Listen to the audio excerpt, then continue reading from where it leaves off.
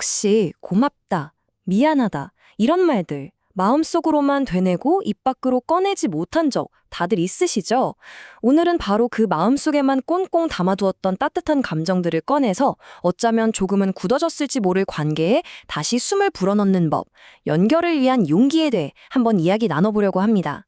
변종모 작가의 이 한 문장이 사실 오늘 우리가 나눌 이야기의 핵심을 다 담고 있어요. 그쵸? 감사는 마음속에 그냥 품고만 있을 때가 아니라 용기를 내서 밖으로 꺼내놓을 때, 그때 비로소 진짜 의미를 갖게 된다는 뜻일 거예요. 자, 이 문장을 나침반 삼아서 우리 마음의 지도를 한번 같이 펼쳐볼까요? 이거 정말 우리 모두 겪어봤을 거예요.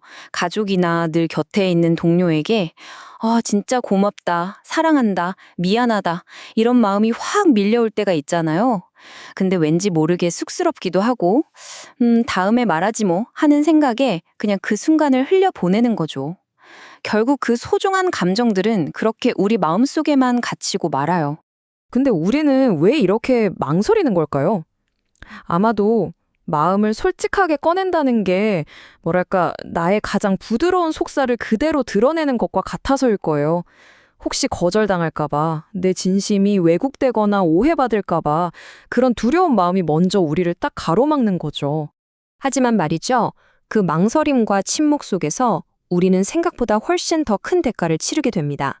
바로 관계 속에 보이지 않는 벽이 생기고 서서히 그 간격이 벌어지기 시작하는 거예요.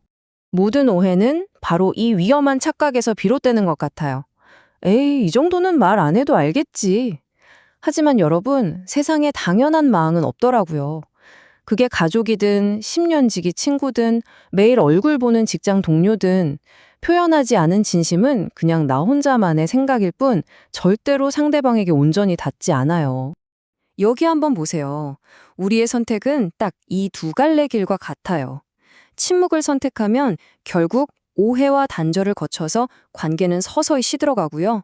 반면에 용기를 내서 표현을 선택하면 깊은 이해와 끈끈한 연결을 통해서 관계는 매일매일 살아 숨쉬게 되는 거죠.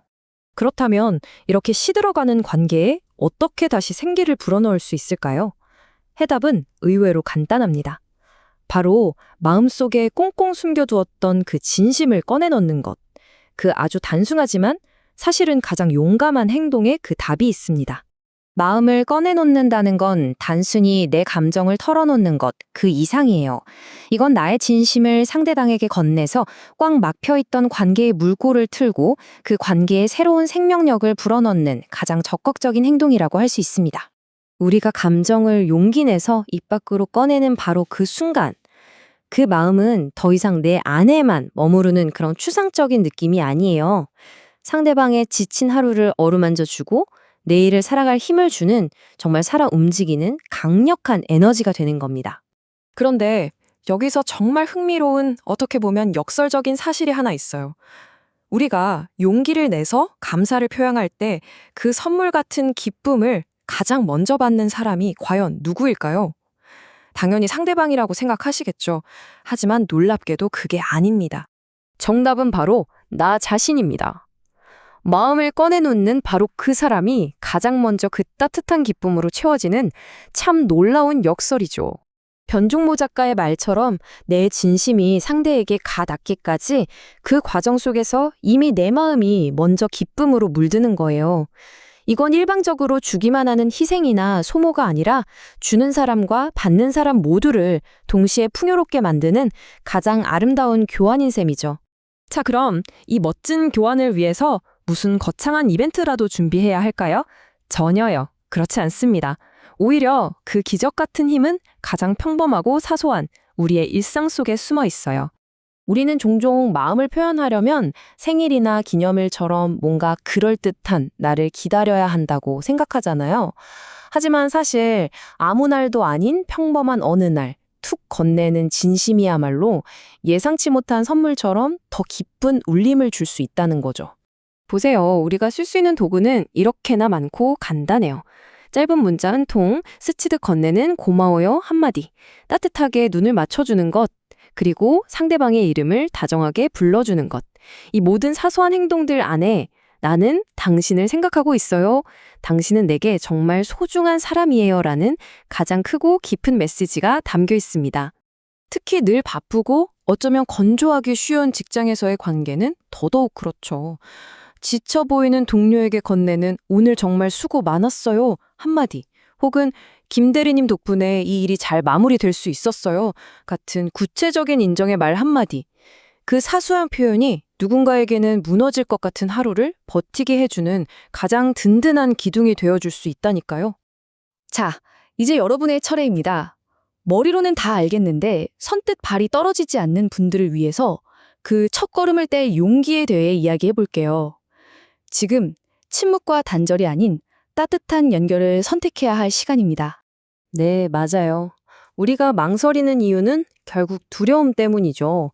내 진심이 거절당하면 어쩌나? 다르게 오해받으면 어쩌나 하는 걱정. 아니면 그냥 말 꺼내기가 쑥스러워서. 그 망설이는 마음 저도 충분히 이해합니다. 그런데 잠시만 관점을 한번 바꿔볼까요?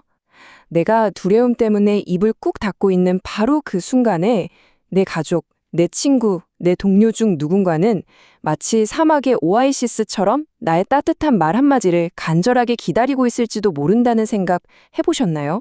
핵심은 바로 이겁니다.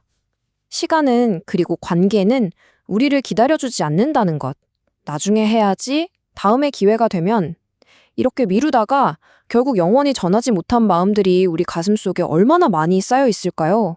그래서 더 늦기 전에 제가 아주 간단하지만 강력한 실천 계획 하나를 제안할게요. 첫째, 지금 당장 마음속에 소중한 한 사람을 떠올려 보세요. 둘째, 그 사람에게 꼭 해주고 싶었던 말, 전하고 싶었던 감정 하나를 딱 정하는 겁니다. 고마움, 칭찬, 미안함 다 좋습니다. 그리고 마지막 셋째, 오늘이 가기 전에 어떤 방법으로든 그 마음을 꼭 표현하세요. 당신의 그 작은 용기 하나가 당신과 그 사람의 하루를 어쩌면 관계 전체를 환하게 바꿀 수도 있습니다. 자, 오늘 당신의 마음이 가장 먼저 가닿을 그 사람은 과연 누구인가요?